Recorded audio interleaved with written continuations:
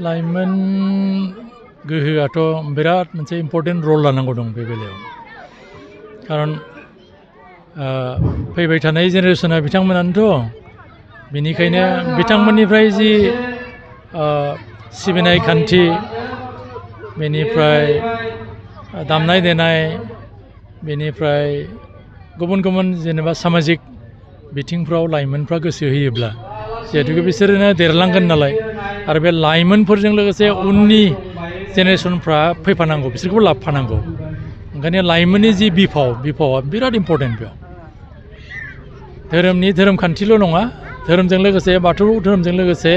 राव थुनलाइया थाफाखायो हारिमुवा थाफाखायो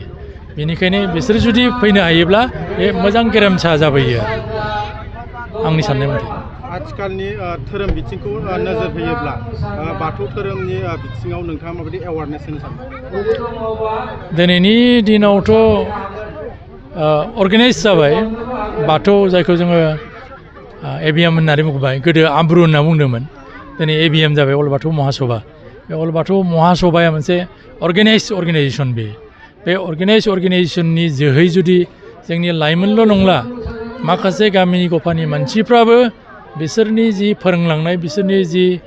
सिबिनाय खान्थिफोरखौ दिन्थिलांदों बेखौ फल' खालामोब्ला निस्सय मोनसे डिसिप्लिनाव फैगोन बेयो जेरै जों हाबाखौ नुनो मोन्दों हाबाखौ बाख्नायो दिनै गुबुन गुबुन जाथिनि मानसिफ्राबो थिग बे रोखोमनि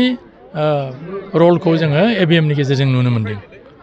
9621 आरो 9101008849 जानबुं नम्बराव खौरां लाहरनो हागोन।